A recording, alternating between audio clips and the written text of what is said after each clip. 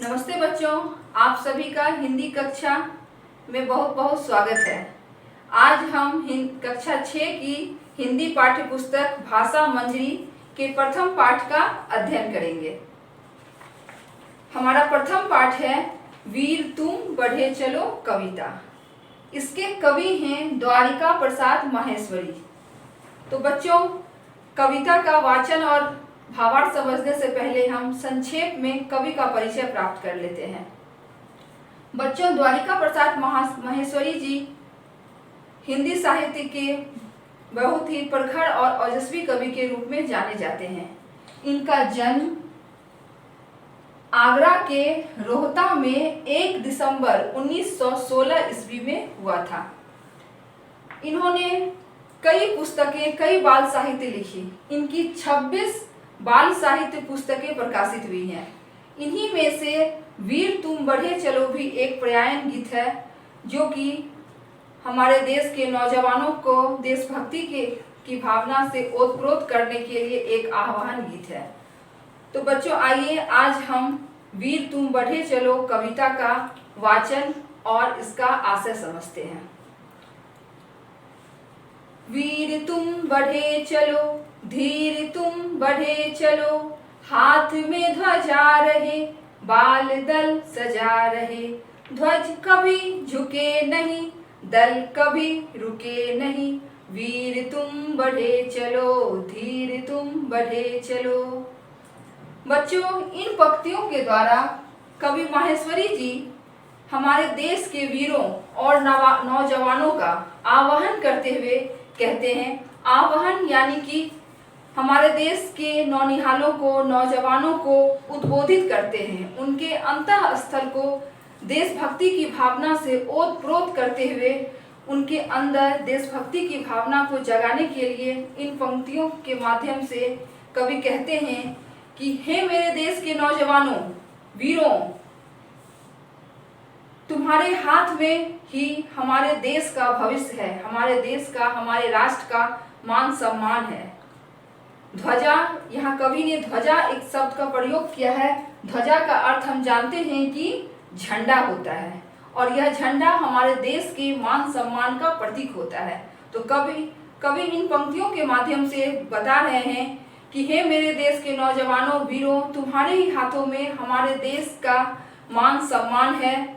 तुम्हें ही इसकी रक्षा करना है, और यह रक्षा तुम तभी कर सकते हो जब तुम्हें एकता हो। यहाँ कवि ने एक और शब्द का प्रयोग किया है, बाल दल। बाल अर्थात बच्चों से है, और दल यानी उनका समूह। तो समूह कब बनता है? जब हमारे अंदर एकता होती है। तो कवि कह रहे हैं, हे मेरे देश के नौजवानों, हे मेरे राष्ट्र के नौनिहालों, तुम एकता के साथ अपने देश के मान सम्मान की रक्षा के लिए अपने कर्तव्य पथ पर आगे बढ़ते रहो, निरंतर आगे बढ़ते रहो। आइए अब दूसरे पंक्तियों को वाचन करते हैं। सामने पहाड़ हो, सींग की दहाड़ हो, तुम निडर डरो नहीं, तुम निडर डटो वहीं। वीर तुम बढ़े चलो, धीर तुम बढ़े चलो। इन पंक्तियों के माध्यम से कवि माहेश्वरी जी कहते हैं कि चाहे हमारे जीवन में पहाड़ की जितनी ऊंची विशाल कोई भी मुश्किलें आ जाएं, या सिंह के दहाड़ के समान परेशानी आ जाए, यहाँ पहाड़ और सिंह का प्रयोग जीवन में आए हुए कठिन परिस्थितियों को बताने के लिए कवि ने किया है।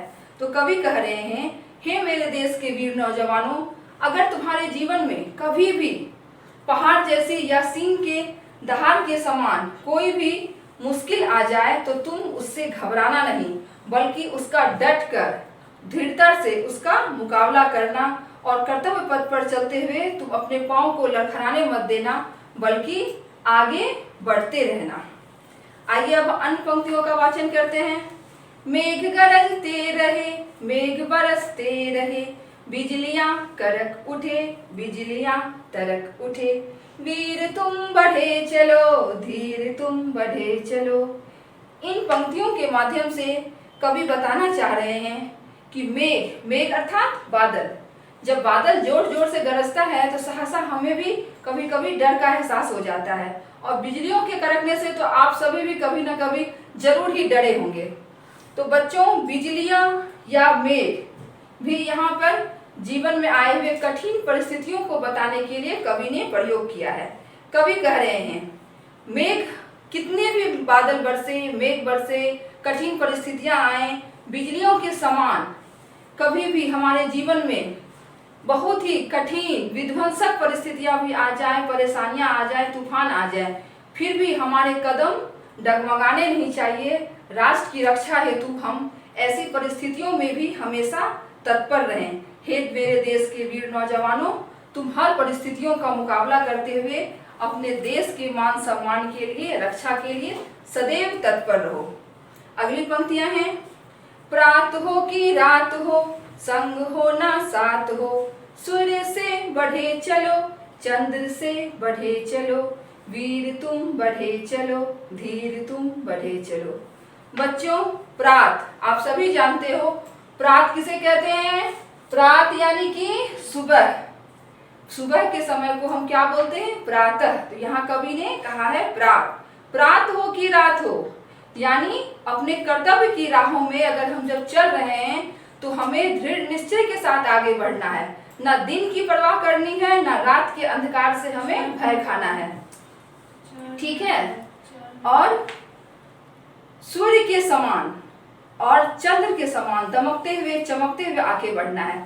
बच्चों, हम सभी जानते हैं कि सूर्य हमेशा आसमान में अकेला चमकता है और दिन के समय सबों को प्रकाशवान करता है। ठीक उसी प्रकार चंद्र यानी कि चांद रात्रि के समय एक अकेला चांद हम सभी को, पूरे राष्ट्र को, समूचे विश्व को दिशा निर्देशित करता है। सूर्य भी अकेला पूरे राष्ट्र को, समूचे विश्व को प्रकाशवान करता है, पूरे पृथ्वी में ऊर्जा का संचार करता है। और चंद्र भी हमें क्या करता है? एक अकेला ही पूरे राष्ट्र को, समूची पृथ्वी को राह दिखाता है। तो तुम हे वीरों, हे नौजवानों, अकेले होने से घबराना नहीं, क्योंकि कहा भी गया है, अकेला चना भी भार फोड़ता है। तो अकेले होने से तुम घबराओ नहीं। एक बड़ी ही प्रसिद्ध गाना भी है, एकला चलो रे। तो उसी एकला चलो रे के तर्ज पर क्या करना है? आपको आगे बढ़ते रहना है, अपने देश की रक्षा हेतु, अपने लक्ष्य को प्राप्त करने के लिए निरंतर आगे बढ़ते रहना है। अगली पंक्तियां, एक ध्वज लिए हुए, एक प्रण किए हुए, मातृभूमि के लिए, पितृभूमि के लिए, वीर तुम बढ़े चलो, धीर तुम बढ़े चलो। तो बच्चों, इस पंक्तियों में दो शब्द हैं बहुत ही जरूरी, महत्वपूर्ण, मातृभूमि और पितृभूमि। मातृभूमि शब्द भी दो शब्दों के मेल से बना है, मातृ जोड़ भूमि। मातृ आप सभी जानते हैं, माँ, और भूमि यानी हमारी धरती, और पितृ यानी पिता जोड़ भूमि, हमारी धरती। तो मातृभूमि और पितृभूमि दोनों ही बहुत महत्वपूर्ण है। मातृभूमि हम अपने जन्म स्थान को कहते हैं और पितृभूमि हम अपने कर्म स्थान को कहते हैं। तो जिस प्रकार माँ हमारा लालन पालन करती है, हमें जन्म देती है, ठीक उसी प्रकार हम अपने देश की मिट्टी में जन्म लेते हैं और यही हमारा लालन पालन होता है। और साथ ही हम अपनी इसी जन्म स्थली में अपना कर्म पथ पर भी आगे बढ़ते हैं। तो पिता जिस प्रकार परिवार में हमें हमारे लक्ष्य की ओर अग्रसर होने में हमारी हर संभव मदद करते हैं, हमारा मार्गदर्शन करते हैं, ठीक उसी प्रकार हमारी जो ये जन्मभूमि है, हमारी मिट्टी, हमारे राष्ट्र की धरती, हमें माता के समान हमारा लालन पालन भी करती है और पिता के समान हमारा मार्गदर्शन भी करती है। इसलिए इस धरती माँ को हमें, अपने राष्ट्र को हमें मातृभूमि और पितृभूमि यानी माता तुल्य और पिता के समान समझते हुए इसके मान सम्मान की रक्षा के लिए एक प्रण करके, प्रतिज्ञा करके, दृढ़ निश्चय करके हमेशा आगे बढ़ते रहना है और हर संभव इनके मान सम्मान की रक्षा के लिए हमेशा तत्पर रहना है।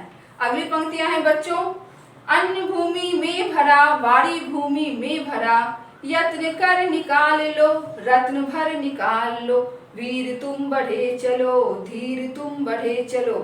इन पंक्तियों के माध्यम से बच्चों महेश्वरी जी कहते हैं कि हमारी जो ये भूमि है बहुत ही उपजाऊ है और हमारी भूमि के अंदर, हमारी धरती माँ के अंदर अथाह जल का भी भंडार है और साथ ही साथ हमारी भूमि में रत्न का अथाह सागर है।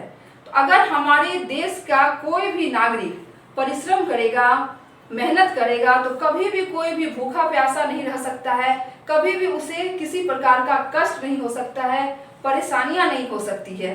तो कवि इन पंक्तियों के माध्यम से जीवन का भी हमें एक अच्छा मार्ग प्रशस्त करते हुए कहते हैं कि हे मेरे देश के वीरों, नौजवानों, नौनिहालों, तुम कभी भी परिश्रम से घबराना नहीं, क्योंकि परिश्रम का फल हमेशा अच्छा होता है। अगर तुम परिश्रम करोगे तो निश्चय ही अपने लक्ष्य को प्राप्त करोगे।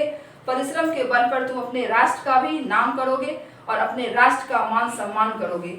तो हे मेरे देश के नौजवानों, वीरों, परिश्रम के साथ तुम आगे बढ़ते चलो और अपने राष्ट्र के काम आओ, कभी भी मेहनत से, परिश्रम से हिचकिचाओ नहीं।